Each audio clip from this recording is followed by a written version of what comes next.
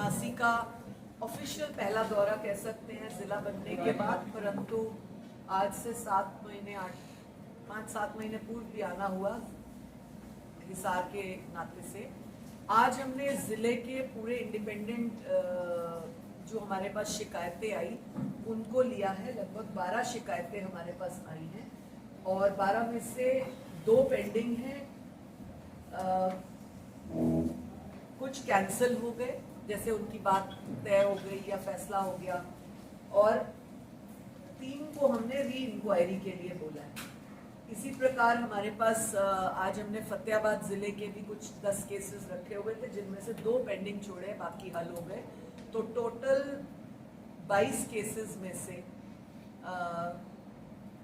4 से 5 cases pending हैं, जिनकी हमने री इंक्वायरी और दोबारा बात करने का टाइम रखा है। मुख्य रूप से आज मुझे ये कहते हुए बहुत दुख हो रहा है कि आज ऐसे कलंक करने वाले केसेस आए, रिश्तों को कलंकित करने वाले, जिसमें पत्नी अपने पति को अपनी समधन के साथ जोड़ रही है, बहू के साथ जोड़ रही है, पड़ोसी किसी को बहन कह के ब्लैकमेलिंग कर रहा है, संबंध बना रहा है। तो ये केसेस आज के दौर पे समाज को बहुत ही घृणित दृष्टि से देखने वाले हैं, नफरत की दृष्टि से देखे जाने वाले केस हैं। महिलाओं का हम सहयोग करने का प्रयास करते हैं, परंतु 2 केसेस ने आज मुझे दुख दिया, जो खुद महिलाओं के रिश्ते को अपमानित कर रहे हैं। बहुत सारे लोगों का ये जानना होता है कि आप महिला आयोग हो तो आप पुरुष की शिकायत सुनते हो।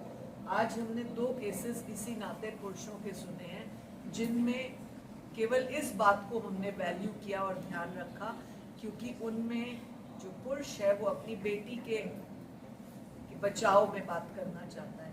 एक में 16 वर्ष की बेटी है, एक में विवाहित बेटी है।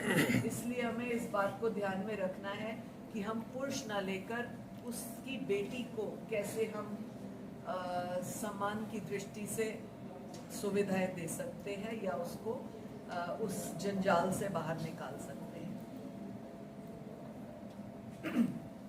आपने अभी वर्ष पूर्व की बात नहीं है, पर ये एक प्रथा और एक बात बनी हुई थी कि जब लड़कियां शहर में पढ़ने चली जाती हैं या लड़के चले जाते हैं, उनकी वेशभूषा, पहनावा, खान पान बिगड़ जाता है, तो वहाँ की लड़कियां बिगड़ी हुई हैं। लेकिन आज हम झांसी जैसे एक छोटे ज़िले में भी देखते हैं कि जो हमारे पास केसेस आए वो तौबा करने वाले केसेस थे। इस ज़िले में भी हमने देख लिया, और कई ऐसे ग्रामीण क्षेत्रों में हम देखते हैं कि लिव इन रिलेशनशिप के केसेस हैं। 38 साल की महिला, आज जो हमारे पास एक केस दुख देने वाला आया, 48 साल की महिला 24-25 साल के या 28 साल के लड़के के साथ संबंध बनाकर बैठी है, जो पहले ही 4 बच्चों की माँ है। तो ये समाज को किस ओर ले जा रहे हैं, क्या दिशा दे रहे हैं। ऐसे ही 2 केसेस हमारे पास जो आए, पति एक साइड है, उसके पास बेटी है, पत्नी दूसरी साइड है, उसके पास 8 वर्ष का बेटा है। माँ अपने बेटे को मिसगाइड करती है पापा के खिलाफ, दादी दादा के खिलाफ। बेटी जो 18-15 साल की है, 16 साल की है, वो रियलाइज करती है कि मेरी मदर गलत कर रही है। तो आज हमने ये तय किया कि सीनियर सिटीजन एक्ट के तहत एसडीएम साहब को हमने निवेदन किया है कि उसकी प्रोसीडिंग इस दृष्टि से लें कि उस दादा दादी ने जो अपने बच्चों को प्रॉपर्टी दी हुई थी, वो दादा दादी को वापस दिलाएं, और अपनी कस्टडी में दादी जो है, दादी और दादा पोती को रखें। और पोती भी बहुत खुश होकर यहाँ गई, वो वाकई अपनी दादी दादा के पास रहना चाहती थी, क्योंकि दोनों बच्चे अपने माता पिता की जंजाल से दुखी हैं। दोनों कहीं अटैच्ड हैं, कहीं अपने माता बच्चों को एक दूसरे से मिलने नहीं देते। और बच्चा क्योंकि लड़का छोटा था और वो अभी एहसास नहीं कर पा रहा, 8 साल का था, कि मुझे क्या करना है, तो उसको हमने माता के पास ही छोड़ा है। और दोनों पति पत्नी को दादा दादी के जायदाद से बेदखल होने को कहा है कि एक्ट के अनुसार दादा दादी की मर्जी है, वो अपने बेटे और बहू को रखें या ना रखें। पोती को वो रखना चाहते थे तो वो रखते हैं। इस प्रकार के केसेस बहुत दुख देते हैं, क्योंकि हम अक्सर ये पढ़ते सुनते थे कि गांव में अभी भी संस्कार, शिक्षा और परिवारों का जोड़ बाकी है, परंतु आज 2 केसेस को देखकर वो लगता नहीं। रीजन क्या? इंडिपेंडेंट होना, अपने आप को एम्पावरमेंट के नाम पे इंडिपेंडेंट करना, ये एक बहुत बड़ा भ्रम है। इंडिपेंडेंस की या एम्पावरमेंट की एक्चुअल डेफिनेशन क्या है, उससे भटक गई हैं महिलाएं।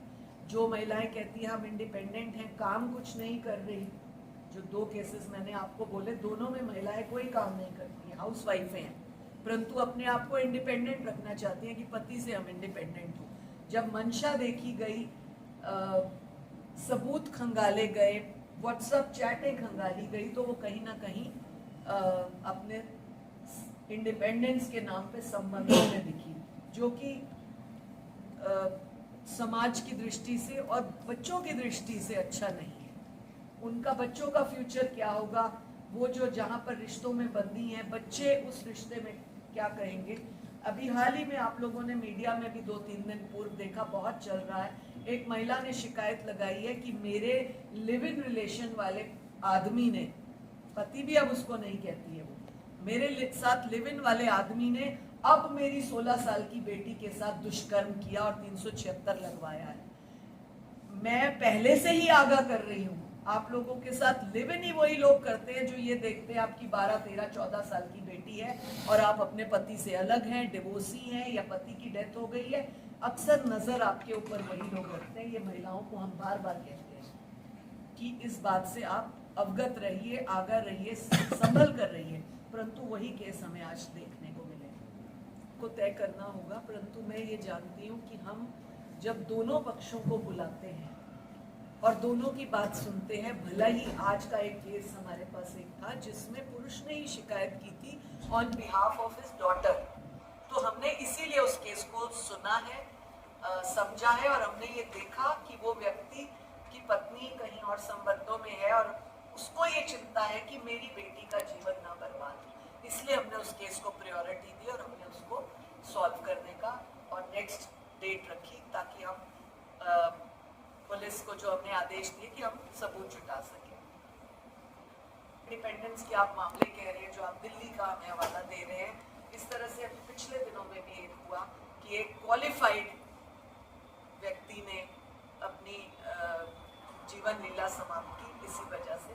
इसमें हम पुरुष आयोग बोले या हम यूं सोचे कि इंडिपेंडेंट या एम्पावरमेंट का मायने क्या निकाला गया। एक महिला, इसमें तो उनकी पत्नी स्वयं एक जज है, और जहां पर भी इस तरह के केसेस या दिक्कत हमारे पास आती है, दोनों पति पत्नी हाईली क्वालिफाइड होते हैं। वही अगर दोनों एम्पावरमेंट के नाम पे ईगो पालते हैं तो वहां पर झगड़ा होना लाजमी है। ये मेरा मत है, रेणु भाटिया का, चेयरपर्सन का नहीं, रेणु भाटिया का मत है, क्योंकि अक्सर मीडिया इस बात को उठाता है कि महिला आयोग ने ये कहा। ये रेणु भाटिया का मत है। मेरा ये कहना है कि केसेस को देखते हुए मैंने जो 14,700 केस अब तक सुने, उनका निचोड़ ये निकाला है कि आप अगर कहीं से भी MBA हो, ये एक MBA महिला का केस सुनने के बाद ये निचोड़ मिले, उसमें निकला कि मैं I am MBA from so and so university from so and so place, और ये एक ईगो क्लैश करके आपका घर बिखरा। आप कितना भी MBA हो, कहीं से भी MBA हो, if you are not a good manager at your home, whether male or female, no use of your MBA, because आप कितनी भी हाईली क्वालिफाइड यूनिवर्सिटी से पढ़े हुए हो, आपके अगर घर में बैलेंस आप नहीं कर पाए, मैं फिर से वर्ड यूज कर रही हूँ, balance. I am not saying दब गए या दबिए या आप जो है अपने आप को मिटा दीजिए। मैं ये कह रही हूँ, if you can not balance, MBA में क्या होता है, आप जिस भी फील्ड के मास्टर्स करते हैं उसमें you have to balance the values of that subject. If you don't balance the value of your family at the same time, I don't think that MBA will work, because आप इतनी mentally harassed, tortured और disturbed होते हैं कि आप उस company को क्या मास्टरी दे रहे होंगे, आप वहां पर भी क्या रिजल्ट निकाल रहे होंगे। You are just earning and you know spoiling the reputation of that company also, जब आप खुद डिस्टर्ब होते हैं। सो ये बात मैं बार बार कहती हूँ कि balance your life, ups and downs. अभी 2 केसेस आपने मीडिया के लोगों ने देखे भी, एक ही परिवार का 2 फाड़ था, 2 केसेस में ऐसा था, एक बच्चा उस तरफ, एक बच्चा इस तरफ, एक बच्चा माँ की तरफ, 2 बच्चे बाप की तरफ। तो जब एक फैमिली में ही एक माँ के पेट से हुए बच्चे, एक ही डीएनए के बच्चे 3 एक जैसे नहीं है, तो आप पति को या पत्नी को शादी के बाद कैसे एक्सपेक्ट कर लेते हैं कि वो सेम मैच हो, मैं जो बोलूं तो वो वही बोले, मैं जो कहूं तो वो वही सुने? ऐसा नहीं हो सकता। इसीलिए तो जीवन की गाड़ी को 2 पहिए कहा जाता है कि वो बैलेंस करके चलते हैं। आप मारुति में ट्रैक्टर का टायर लगा देंगे, वो गाड़ी कभी नहीं चलेगी। So you have to balance with the same ratio, same tyres and same effects, you have to balance your life, तभी चलेगी। बहुत बड़ा रोल है।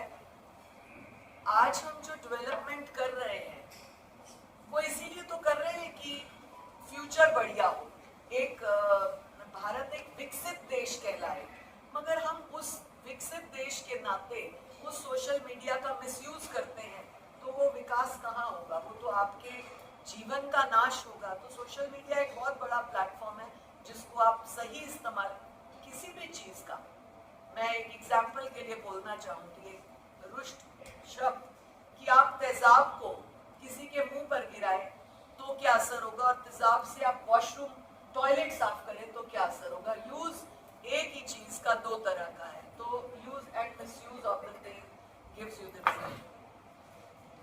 आयोग के पास एज चेयरपर्सन जितने मैंने 4 वर्षों में केसेस देखे, 4.5 वर्षों में, और एज मेंबर 3 वर्ष में रही, तो मेरे टोटल आप 7.5 वर्ष महिला आयोग के अगर काउंट करेंगे, तो इनमें मैंने जो इन पिछले 4 वर्षों में जब से लिव इन के कानूनों में बदलाव, सख्ती और ये सब आया है, उसमें मेरा पर्सनल मत है कि इससे परिवार बिगड़े हैं। मैं हर प्रेस कॉन्फ्रेंस पे ये कहती हूँ, ये रेणु भाटिया का मत है।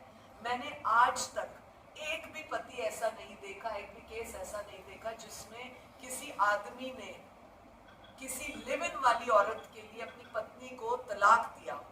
छोड़ जरूर देते हैं, गायब हो जाते हैं 2 महीने, 4 महीने, 6 महीने, साल, 2 साल, लेकिन तलाक नहीं देते। वो पत्नी भी तड़पती रहती है, उसके बच्चे भी तड़पते रहते हैं, कानून के लिए इधर उधर, इंसाफ के लिए वो भटकते रहते हैं, परंतु पति जो है अपनी उस आधी उम्र की दोस्त के साथ मशगूल रहता है क्योंकि उन्होंने लिविंग सर्टिफिकेट बनाया है। लेकिन तलाक आज तक किसी ने दिया नहीं दिया, एक्सेप्शंस हो सकते हैं। निचोड़ ये निकला कि जो लड़की लिव इन में है, चाहे मैरिड या अनमैरिड, जिस तरह के कानून आए हैं कि मैरिड को लिव इन में रह सकते हैं, अनमैरिड रह सकते हैं, हर प्रदेश का अलग अलग फैसला आता जा रहा है। उन फैसलों को देखते हुए लोग अपना बेनिफिट उठा रहे हैं, मिसयूज कर रहे हैं उस लॉ का। यूज कहीं भी वो नहीं हो रहा। मैं एक मैसेज के तौर पे मीडिया के सामने ये बात बेटियों को करना चाहती हूँ, संदेश देना चाहती हूँ कि आप अगर जिसके साथ लिव इन में है, क्या वो आपका राइट पार्टनर है? क्या कहीं वो शादीशुदा बाल बच्चेदार तो नहीं है?